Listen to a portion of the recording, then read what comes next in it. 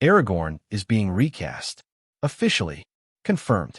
And once you understand why, you'll never look at The Lord of the Rings the same way again. Take a breath. Sit down if you need to, because what I'm about to tell you isn't a rumor. It's not clickbait. It's not some desperate Hollywood gossip column grasping for views. This is real. This is confirmed. And the man who confirmed it, the man who literally built Gollum from the ground up, frame by frame, motion capture point by motion capture point, is Andy Serkis himself. For a generation of fans, The Lord of the Rings isn't just a movie trilogy. It's a religion. Peter Jackson's masterpiece didn't just adapt Tolkien. It became Tolkien for millions of people around the world. The sweeping score of Howard Shore. The impossible beauty of New Zealand doubling as Middle-earth. Kate Blanchett whispering like a dream you can't quite wake from. And at the center of it all, standing between darkness and the free peoples of the world, was Aragorn, son of Arathorn, heir of Isildur, king of Gondor, played, unforgettably, by Viggo Mortensen. But here's the thing. Viggo Mortensen will not be playing Aragorn in the new film. A different actor, someone we haven't even met yet in this role, is going to pick up that sword.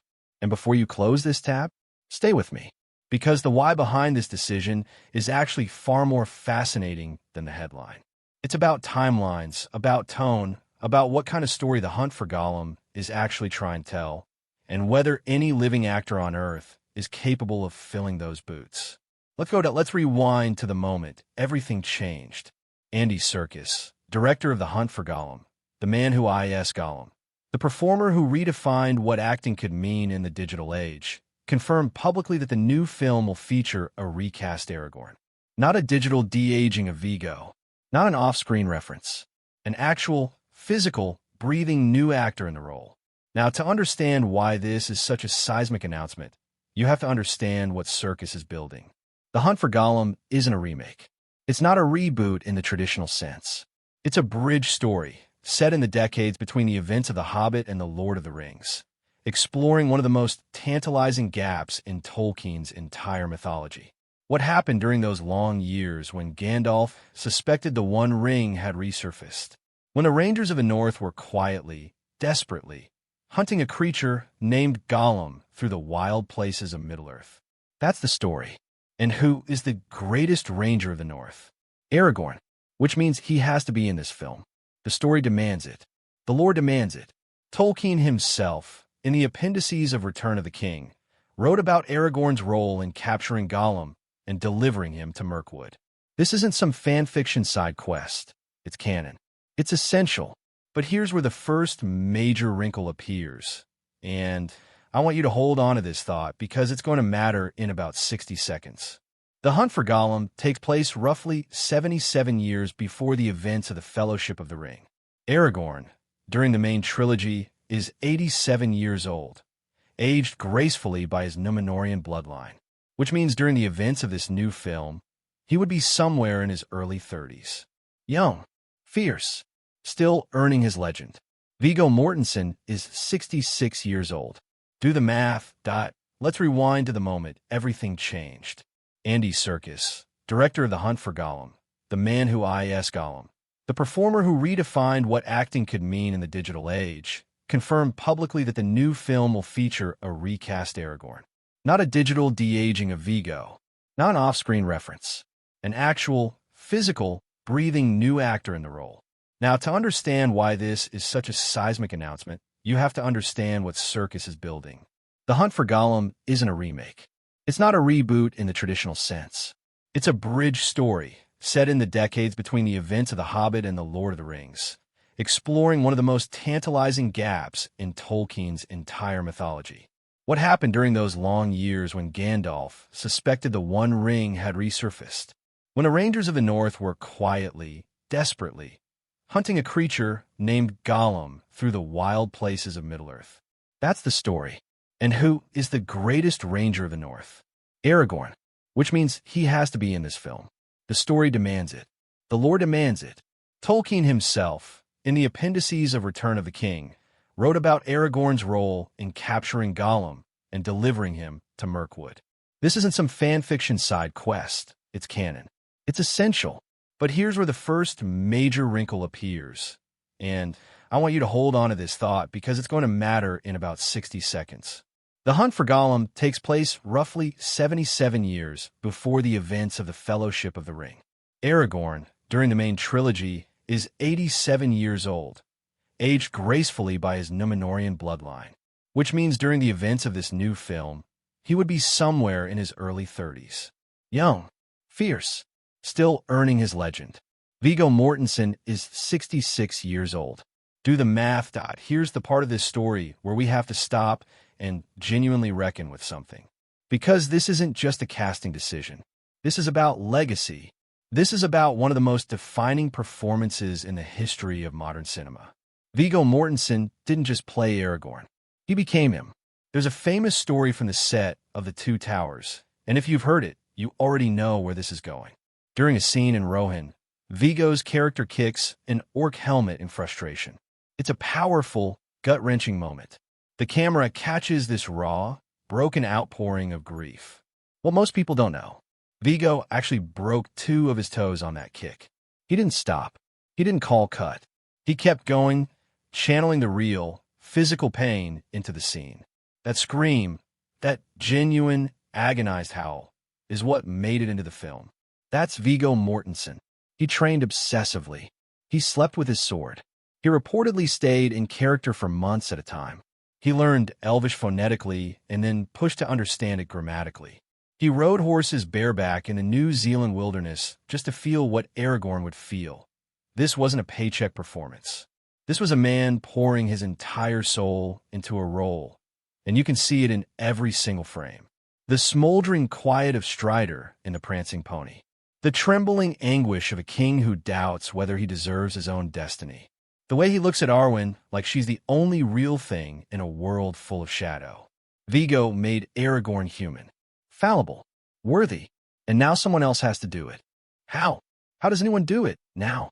Let's get back to Andy Serkis because what he said and how he said it tells us a lot about the direction this film is taking. Speaking about the production, Serkis was thoughtful, deliberate. He wasn't apologetic. He wasn't defensive. He was matter-of-fact in a way that suggested this decision had been made with great care and not a little bit of creative courage. The framing was simple. This is a different chapter of Aragorn's life. It requires a different physical portrayal. A younger man, someone who can carry the potential of greatness without yet wearing the weight of it. A Aragorn who is still becoming, who hasn't yet stood at the Black Gate, who hasn't yet called the dead to his banner, who is just a ranger, alone in the wild, hunting shadows. Serkis also made something else clear, and this is the part that doesn't get enough attention in the discourse. The Hunt for Gollum is, tonally, a darker film than the original trilogy. It's not going to have the warmth of the Shire or the grandeur of Minas Tirith at sunrise. This is a film about obsession, about a creature hollowed out by a cursed ring over 500 years, about the psychological horror of what the ring does to a living being. This is Gollum's story, not Aragorn's. And that changes everything about how Aragorn needs to be portrayed. Stay with me here, because this is where the film gets genuinely fascinating from a storytelling perspective. Smeagol was once a Stour hobbit, curious, gentle, alive. Then he found a ring, and over 5 centuries, it ate him from the inside out. It didn't just corrupt him, it split him, created 2 personalities warring inside one wretched body. The remnant of Smeagol, still desperately human, and Gollum, the creature the ring made. The Hunt for Gollum is going to lean into that horror. And against that backdrop, against this portrait of total psychological devastation, a young Aragorn functions as a kind of tragic mirror. Here is a man with immense power who has chosen not to be corrupted by it, who walks away from kingdoms because he fears his own bloodline's failure, who hunts in darkness so others can live in light. The contrast is the point. That's why the casting has to be right. You need someone who can stand in the same frame as Gollum, literally the most psychologically complex character in fantasy cinema, and hold their own. Not through brute charisma, through quietness, through depth. Which brings us to the question everyone is actually asking. Who on earth can do this? This is the part where I want you to really think with me, because the casting of this role is going to be one of the most scrutinized decisions in Hollywood history. Possibly the most scrutinized. What does this Aragorn need to be? He needs to be young, probably mid-30s in real life, to portray a man in his early 30s in Tolkien's timeline. He needs to be physically credible. Aragorn is a ranger, which means lean, dangerous, capable of surviving in the wild for weeks alone. Not a gym-sculpted superhero physique. Something rawer, more weathered. He needs stillness. The best thing Viggo Mortensen did was say nothing. A scene where Aragorn just watches, calculating, measuring, carrying something unspeakable. Those are often more powerful than the battle sequences. So you're looking for a young actor who can do nothing magnificently. You need someone classically trained enough to handle the weight of Tolkien's world, but naturalistic enough to not seem like he's reciting from a stage play. You need presence without performance, gravity without ego. There have been names floated in fan communities, and I'm deliberately not listing them here, because the second I name a specific actor, this becomes about that person rather than the question itself. And the question is the interesting part.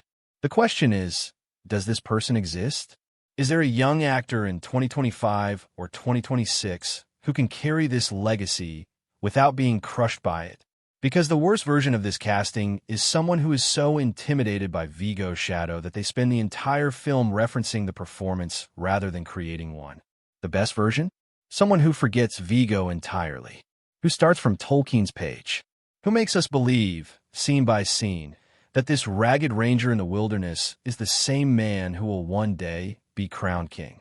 That's the dream. Whether the reality delivers, we'll see. Predictably, beautifully, chaotically, predictably, the internet did not take this quietly. Within hours of Serkis confirmation, fan communities erupted. The reactions basically split into three camps. The first camp, absolute refusal. Nobody replaces Viggo. Nobody. These fans see the recasting as a kind of desecration, the cinematic equivalent of repainting the Mona Lisa. Their argument isn't really about practicality. It's about memory, about the sanctity of what those original films meant to them. And honestly, that's a legitimate emotional response. These aren't just movies.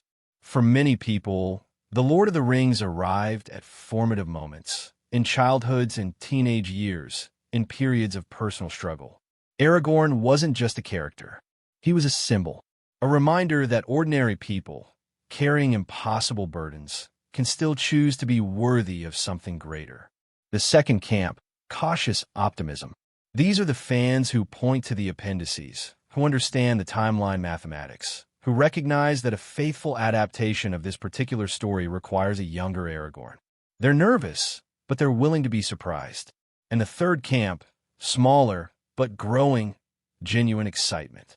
The idea that we get to meet Aragorn again, for the first time, before he's been shaped by the events we know, before Helm's Deep, before the paths of the dead, before the crown. Meeting him in his becoming. That's a story worth telling. The controversy isn't going not the character. We know he'll survive. The story already told us so. But the feeling, the specific alchemy of Viggo Mortensen and Peter Jackson and Howard Shore and 20,000 extras in New Zealand and 20-year-old you sitting in a darkened cinema for the first time. Can a new film recreate that? I genuinely don't know. But I'll be there opening night. Hoping. Drop your thoughts in the comments. Who do you think should play the new Aragorn?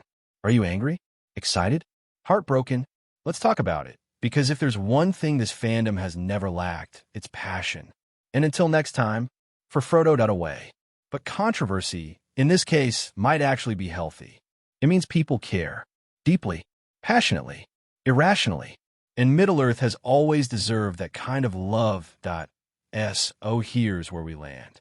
Aragorn is being recast. Andy Serkis has confirmed it. The timeline demands it. The story requires it. And somewhere, in a casting room, in a director's imagination, on some actor's bookshelf where a dog-eared copy of The Return of the King sits waiting, the next Aragorn already exists. We just haven't met them yet.